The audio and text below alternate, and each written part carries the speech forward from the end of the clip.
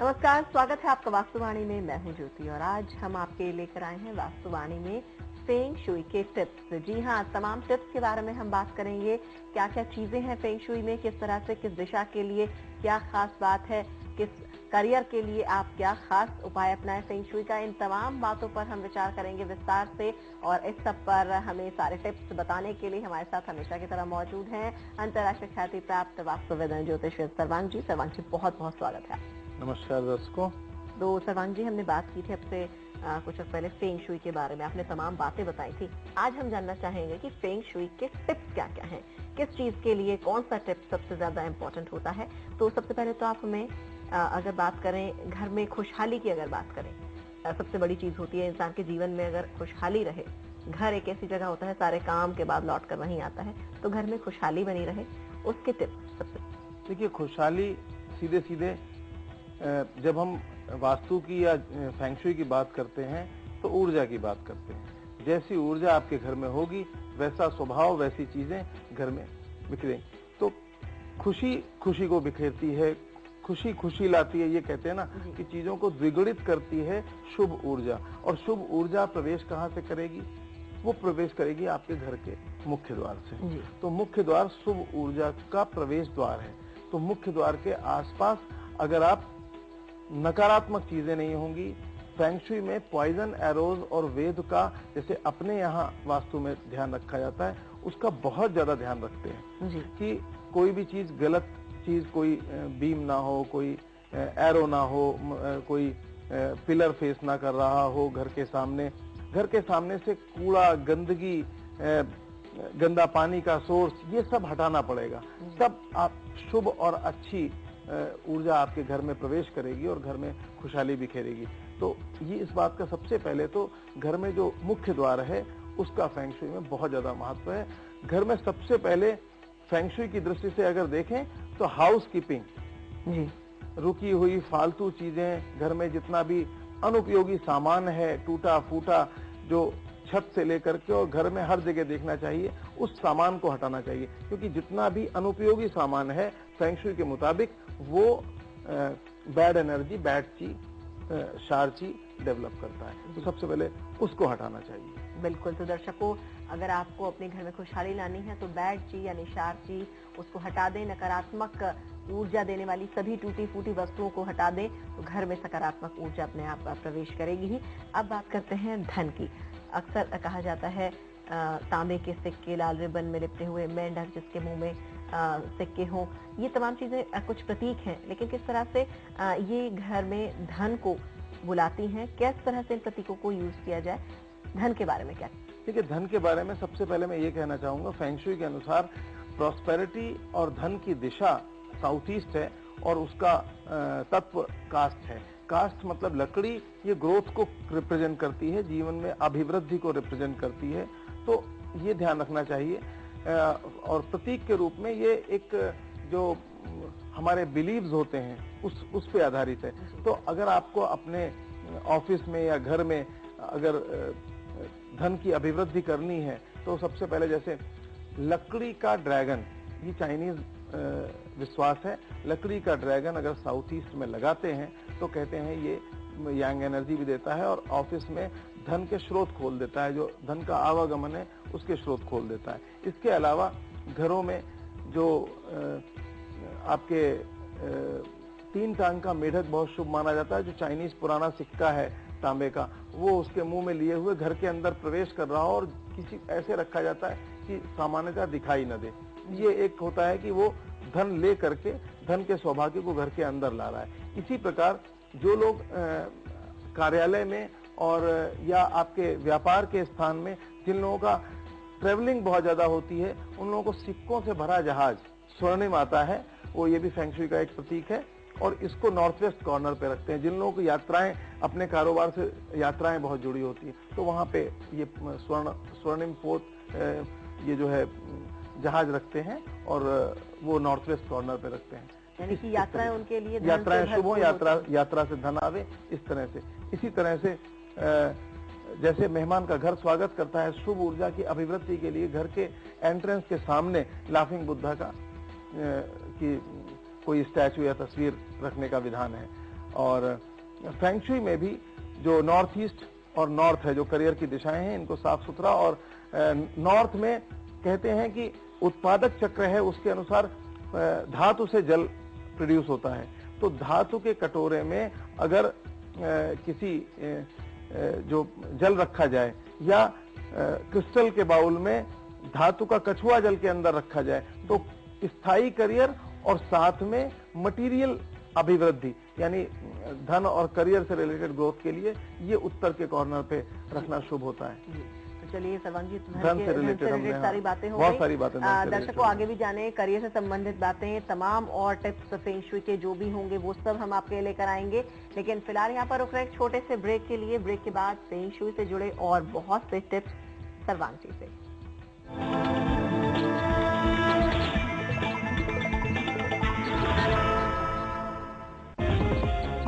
हम हैं उधर, लाखों निगाहें हैं जिधर।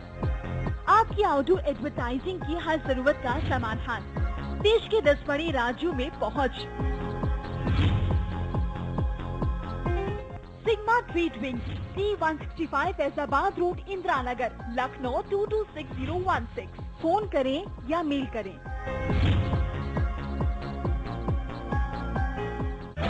ड्रेन वेनेजिया ग्रुप आपके लिए लाया है ड्रेन वेनेजिया कमर्शियल टावर, जिसमें है एक 5 स्टार होटल, शानदार स्विमिंग पूल, रिटेल शॉप और आकर्षक एक्वेरियम और भी बहुत कुछ आपके घर के नजदीक ग्रेटर नोएडा परी चौक के पास।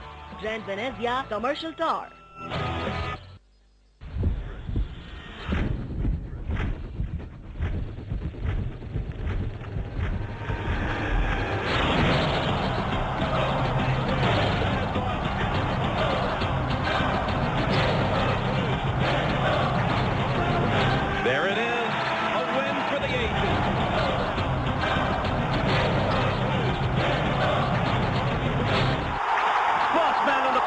And it's a Superman from India, Sachin Tendulkar, 200. ये है खेल जगत। खेल जगत सोमवार से शनिवार शाम 7:30 बजे सिर्फ जनसंदेश पर। इस कार्यक्रम के प्रायोजक हैं जेटी को बनियान, त्वचा के लिए पूरी तरह से सुरक्षित, एंटी बैक्टीरियल। काश पहले से पता होता आज दिन अच्छा नहीं है, काश पहले ही पता चल जाता आज नुकसान होने वाला है, काश कोई बता देता कि कौन सा वक्त भाग्यशाली है। मीटिंग में क्या पहनूं, काला या सफेद, काश पता होता। क्या आपको पता है कि हर कास्ट का एक कनेक्शन होता है। आप जो करते हैं, जैसा करते हैं, जब करते हैं, उसी में होता है हर कास्ट का जवाब। इसी कास्ट में छुपा है कनेक्शन आपकी किस्मत। जानिए अपना किस्मत कनेक्शन हर रोज सुबह 9:30 बजे सिर्फ जनसंदेश पर। इस कार्यक्रम के प्रायोजक हैं जेटी को बनियान, त्वचा के लिए पूरी तरह से सुरक्षित, एंटी बैक्टीरियल।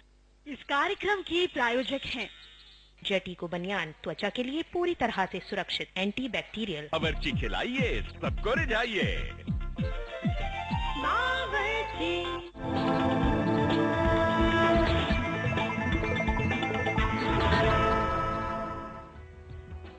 स्वागत है ब्रेक के बाद आपका। और आज हम आपके लिए वास्तुवाणी में लेकर आए हैं फेंग शुई से जुड़े तमाम टिप्स, और ये टिप्स हमें दे रहे हैं सर्वांग जी। सर्वांग जी, अभी आपने बताया किस तरह से घर में धन के लिए, करियर के लिए किस तरह से वो तमाम फेंग शुई के हम टिप्स अपनाएं। अब बात करते हैं एक बड़ा प्रतीक बहुत ही ज्यादा जो उपयोग में लाते हैं, लेकिन इसकी जानकारी शायद लोगों को सही है या नहीं है। हम कोशिश ये कर रहे हैं कि सारी बातें हम आपके माध्यम से पहुंचा पाए अपने इस कार्यक्रम के माध्यम से। हम बात करना चाहते हैं विंड चाइम के बारे में। तमाम तरह की विंड चाइम देखने को मिलती हैं, बड़ी, छोटी, बांस की। उनमें संख्याएं जो नलियों की होती हैं वो अलग अलग होती हैं, आकार छोटे बड़े होते हैं। ये अलग अलग तरह की जो विंड चाइम्स हैं, क्या इनके अलग अलग उपयोग हैं, और अगर हैं तो किस तरह से इन उपयोग में लाया जाए जिससे गलतियां भी ना हो और इनकी शुभ ऊर्जा मिले। देखिए, दुर्भाग्य को काटने और सौभाग्य की अभिवृद्धि करने के लिए फेंग शुई में, चाइनीज माइथोलॉजी में इसका बहुत टेक्निकल प्रयोग है विंड चाइम्स का, और जो सामान्यतः कई बारी हम गलती करके उसके खराब परिणाम भी ले लेते हैं। क्योंकि ये एक बिल्कुल टेक्निकल वो है कि विंड चाइम कहाँ कौन सी इस्तेमाल करें, किस संख्या की। देखिए पिछले एपिसोड में मैंने ये बताया था कि फेंग शुई में हर दिशा की एक संख्या निर्धारित है, उसी तरह से हर दिशा का एक तत्व निर्धारित है। तो अब अगर आपकी घर की मुख्य दिशा पूर्व है और कहीं नॉन प्रोडक्ट, और एक हमने प्रोडक्टिव और नॉन डिस्ट्रक्टिव साइकिल के बारे में बताया था, तो अब आप डिस्ट्रक्टिव साइकिल की कोई चीज आप यूज कर रहे हो किसी पर्टिकुलर दिशा में जो उस दिशा के लिए नुकसानदेह है, तो ये बड़ा घातक प्रयोग हो सकता है। जैसे पूर्व दिशा का आपका फेसिंग है और पूर्व दिशा के घर में आप मुख्य द्वार में आप जो आपका घर है पूर्व दिशा फेसिंग का है, तो पूर्व दिशा की फेंग शुई के अनुसार जो तत्व उसका है वो कास्ट है जी, और वहां पे आप धातु की लकड़ी, धातु की आपने विंड चाइम लगा दी तो उल्टा हो जाए, तो उल्टा हो जाएगा, क्योंकि धातु लकड़ी को काट देती है, उसका डिस्ट्रक्टिव साइकिल है जी। तो ऐसी जगह में आप जो है तो पूर्व दिशा में पर्टिकुलरली, जैसे आपने बांस की विंड चाइम कही, तो बांस की या लकड़ी की खोखली विंड चाइम्स का महत्व है। और 3 पूर्व दिशा है तो वो 3 रॉड की होनी चाहिए जी। अथवा उसके किसी मित्र के साइकिल से रिलेटेड उसकी संख्याएं होनी चाहिए। वहां पे ऊपर जो बना होगा चित्र वो भी ड्रैगन का हो सकता है या किसी और का। हम घर के लिए इस्तेमाल कर रहे हैं, किस कक्ष के लिए इस्तेमाल कर रहे हैं, वहां हमें यिन एनर्जी चाहिए या यांग एनर्जी चाहिए, उसके इस्तेमाल के आधार पे इनका वो है। जैसे साउथ ईस्ट में ही लकड़ी की हम विंड चाइम लगाएंगे, लेकिन वहां पर 4 रॉड की होगी। इसी तरह अगर आपका पश्चिम दिशा का मकान है, यहाँ पे यांग एनर्जी बहुत ज्यादा होती है इस मकान में, जो मुख्य द्वार होता है और ये धातु तत्व को रिप्रेजेंट करती है, तो वहां पर 7 छड़ों वाली और मेटल की लगानी चाहिए। और उसी तरह नॉर्थ वेस्ट में लगाएंगे तो वहां भी मेटल की और 6 छड़ों वाली लगाएंगे, तो वो आपके लिए लाभदायक होगी। इसी तरह जहां पर अर्थ एलिमेंट से रिलेटेड हमें चाहिए सौभाग्य, जैसे नॉर्थ ईस्ट फेसिंग का घर है तो वहां पर क्रिस्टल की अथवा मिट्टी की, टेराकोटा की आती हैं विंड चाइम्स, तो क्रिस्टल की विंड चाइम्स आती हैं, उनका प्रयोग किया जा सकता है। तो अलग अलग दिशाओं के आधार पर ये पूरी तरह टेक्निकल है, इसको समझे बगैर इसका प्रयोग नहीं करना चाहिए। सर्वांग जी, ये मध्य क्षेत्र में 5 उसकी और उसका धातु या उसका जो एलिमेंट है वो क्या रहेगा? वो जनरली उसमें टेराकोटा सबसे बेस्ट रहती है या क्रिस्टल से रिलेटेड बेस्ट रहती है। जनरल तौर पर हम जानना चाहें घर के मुख्य द्वार में, क्योंकि यहाँ से प्राणवायु का आपने बताया कि बिल्कुल। अच्छी ऊर्जा आए, उसके लिए क्या भारतीय घरों में विंड चाइम का उपयोग किया जा सकता है? अगर हाँ तो वो ऐसी जनरल कौन सा तत्व हो जिसकी विंड चाइम लगाई जा सके और उसका शुभ प्रभाव ही मिले? देखिए यहाँ पर ये हम जनरल की बात इसलिए नहीं कर सकते क्योंकि अगर आप अभी हमने दिशाओं के आधार पे बहुत सही जानकारी दी, तो आप कम से कम मुख्य द्वार पे तो उसको प्रयोग कर ही सकते हैं कि ईस्ट दिशा है या साउथ ईस्ट दिशा है तो आप लकड़ी की बिल्कुल है, और आपकी वेस्ट या नॉर्थ वेस्ट दिशा की फेसिंग है तो आप धातु की। तो इन बातों को ध्यान में रखते हुए अपना द्वार चुने और उसका तत्व चुने, तो नॉर्थ ईस्ट साउथ वेस्ट दिशा है तो आप जो है अर्थ एलिमेंट से रिलेटेड टेराकोटा या क्रिस्टल की, तो ये कम से कम ये जो हमने बताया है, अगर हम फॉर्मूले पर भी चले तो शुभ प्रभाव ही पा सकेंगे। बिल्कुल। या जहाँ पे नहीं तो उसके मित्र साइकिल, जो हम प्रोडक्टिव साइकिल बोलते हैं, तो उसके मित्र का, जैसे हमने कहा कि नॉर्थ दिशा में करियर को एनहेंस करने के लिए पानी की जरूरत है, पानी का तत्व है, लेकिन वहां पे चूंकि धातु पानी को पैदा करती है इसलिए हमने धातु का कछुआ वहां पे कहा, और कछुआ स्थायित्व का प्रतीक है जी, तो आपके करियर में स्थायित्व देगा। वाटर एलिमेंट उस दिशा का तत्व हो गया, और जो मेटल है वो उस दिशा से रिलेटेड प्रोडक्टिव साइकिल का है, तो वो जो है आपके वाटर एलिमेंट को और एनहेंस करेगा। तो इस तरह से आपका करियर को स्मूथ करने के लिए, तो जिस दिशा में जिस तत्व का आप प्रयोग कर रहे हैं उस दिशा के अनुसार उसके गुणों को बढ़ा देता है। तो अगर उस चीज की कमी है आपके घर में, इसको हम, ये एक चाइनीज न्यूमरोलॉजी है पूरी, और इसके आधार पे लोगों का नाम और जीवन में किन चीजों की, उसकी डेट ऑफ बर्थ के आधार पे किन चीजों की कमी होगी और किन चीजों का ज्यादा उनके अंदर गुण पाए जाएंगे, उस पर भी कभी हम बताएंगे। तो दर्शकों, आपने जाना किस तरह से आप फेंग शुई के इन तमाम टिप्स को अपने जीवन में अपनाकर अपने जीवन में भर सकते हैं खुशियां, और बहुत सारे टिप्स हम जानेंगे, लेकिन इस छोटे से ब्रेक के बाद। जल्द लौटते हैं।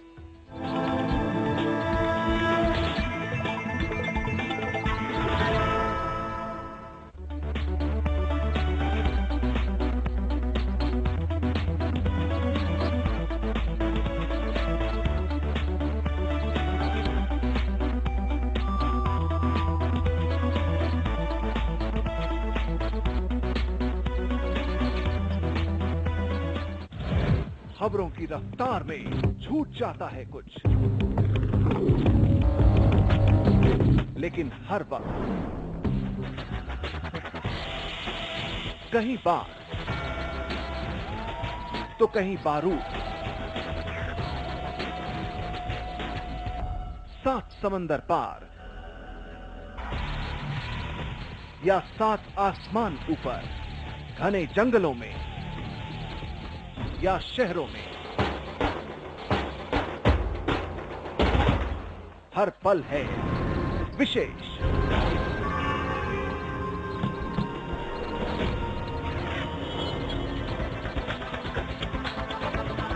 विशेष हर रात 8:30 बजे सिर्फ जनसंदेश पर। इस कार्यक्रम की प्रायोजक हैं बावर्ची खिलाइए, सबको रिझाइए। बावर्ची।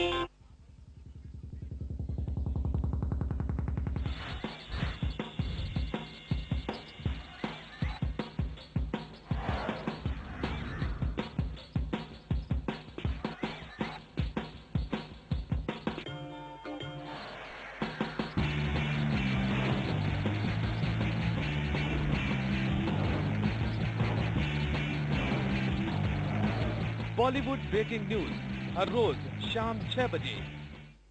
इस कार्यक्रम की प्रायोजक हैं गोल्डी मसाले, जो भी खाएगा वाह वाह करेगा। हर पल,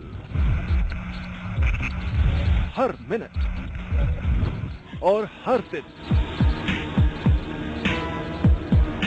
आम बातें जो बन जाती हैं खास, खास बातें और उन पर पैनी नजर। हर खबर आप तक, खबर 9 बजे, शनिवार और रविवार रात 9 बजे। इस कार्यक्रम की प्रायोजक हैं जेटी को बनियान, त्वचा के लिए पूरी तरह से सुरक्षित, एंटी बैक्टीरियल। बावर्ची खिलाइए, सबको रिझाइए। बावर्ची।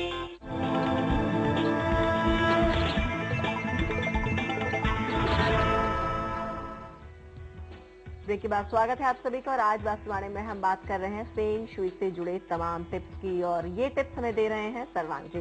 सर्वांग जी, बहुत सारे टिप्स आपने हमें दिए। अब एक और महत्वपूर्ण बात हम आपसे जानना चाहेंगे। शादीशुदा जीवन, उसमें शुभता बनी रहे, आपस में लड़ाई बहुत अगर हो रही है तो वो कौन कौन से टिप्स हैं जो शादीशुदा जीवन को ठीक कर सकते हैं? साथ ही साथ पौधों की बड़ा महत्व कहा जाता है, कौन कौन से पौधे इस्तेमाल किए जाते हैं टिप्स के तौर पर फेंग शुई में, क्या कुछ हो सकता है? ठीक है, सबसे पहले पौधों की बात करेंगे। पौधे इसमें बहुत विस्तार में न जाकर, क्योंकि समय सीमित है, हम ये बताना चाहेंगे कि दूध वाले पौधे, कांटेदार पौधे जीवन में रुकावटों का सूचक है, जीवन में ऑब्स्टिकल्स को रिप्रेजेंट करते हैं, उनको नहीं लगाना चाहिए फेंग शुई के अनुसार। उसी तरह से फेंग शुई में बोनसाई, आज के टाइम में फैशन में बोनसाई लगाने का बड़ा चलन है। बोनसाई रिस्ट्रिक्टेड ग्रोथ है, इसमें आप किसी की ग्रोथ रिस्ट्रिक्ट करते हो, यहाँ पर वुड एलिमेंट कमजोर हो जाता है, तो रिस्ट्रिक्टेड ग्रोथ यानी बोनसाई इत्यादि बिल्कुल कतई वर्जित है ना। तो इस तरह से पौधों में ध्यान देना चाहिए। और अपने भारतीय उसमें तुलसी का पौधा इतना कॉमन है और सकारात्मक ऊर्जा का बड़ा भारी सोर्स है, जो मुख्य द्वार के दोनों तरफ लगाया जा सकता है, जहां जहां दिशा दोष हो। अदरवाइज उत्तर पूर्व और उत्तर दिशा में आंख बंद करके और मध्य स्थान में तुलसी का पौधा इस्तेमाल किया जा सकता है।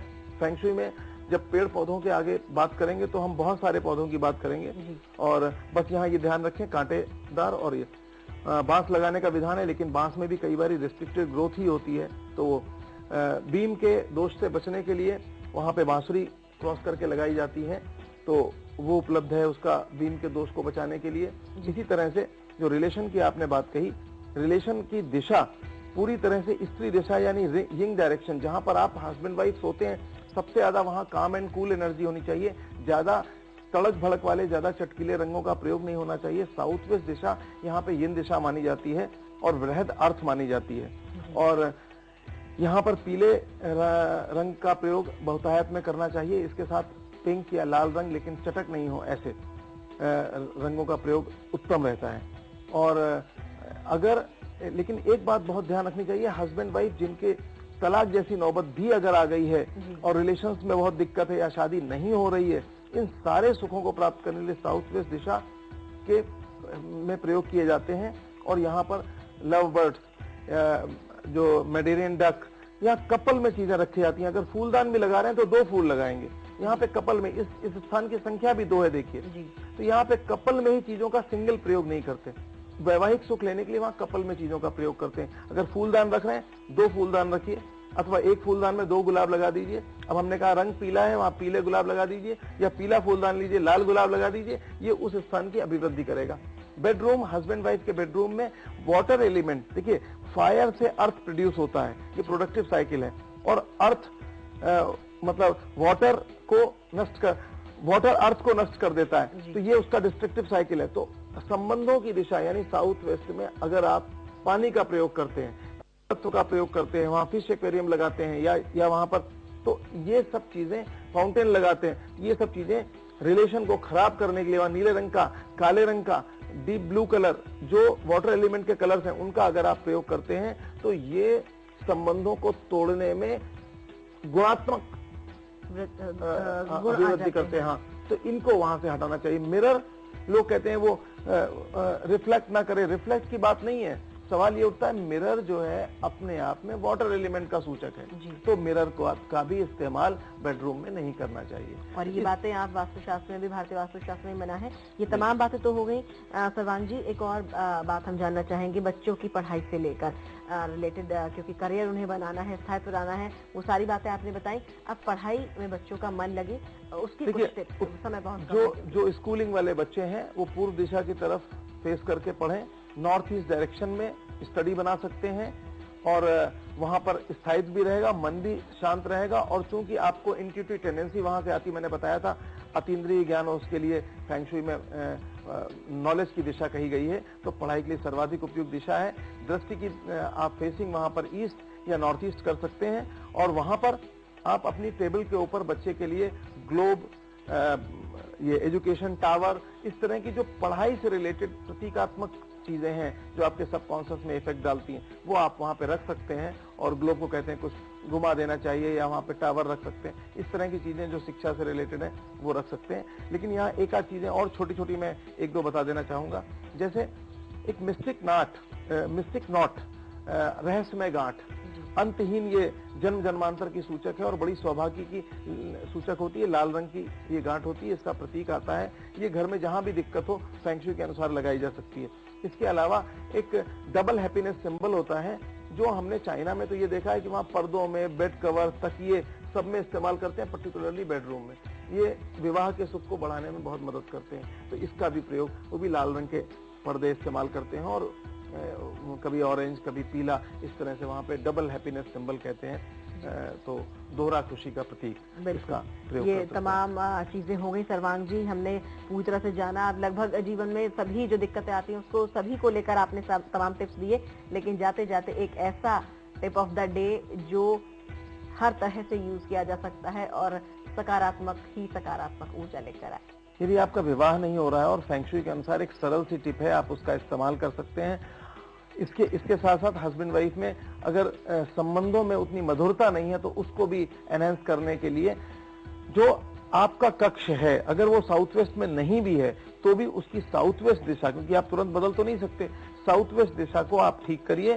साउथ वेस्ट दिशा में उस कमरे का जो साउथ वेस्ट हो, वहां पर आप लाल रंग की मोमबत्ती, क्योंकि अभी हमने रेड कलर वहां के लिए बताया, रेड कलर अग्नि तत्व है और उससे पृथ्वी प्रकट होती है, और पृथ्वी जो है संबंधों की दिशा, वहां पे 2 नंबर की जो सूचक है, तो वहां पर आप निरंतर 43 दिनों तक लाल रंग की मोमबत्तियां जलाएं, और इस इच्छा के साथ कि हमारा वैवाहिक जीवन खुशमय हो रहा है, अथवा जिनके जीवन में स्त्री अकेली है या पुरुष अकेला है और उनको विवाह का सुख लाना है, तो वहां उसी कामना के साथ कम से कम 43 दिनों तक जलाएं, तो उससे उनके जीवन में वैवाहिक सुख की अभिवृद्धि होगी। और जिनके जीवन में वैवाहिक सुख नहीं है, उनको अपना जीवन साथी ढूंढने में मदद होगी।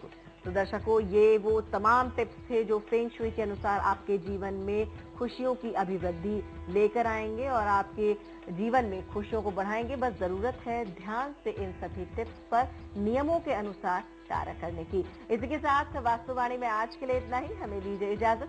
नमस्कार।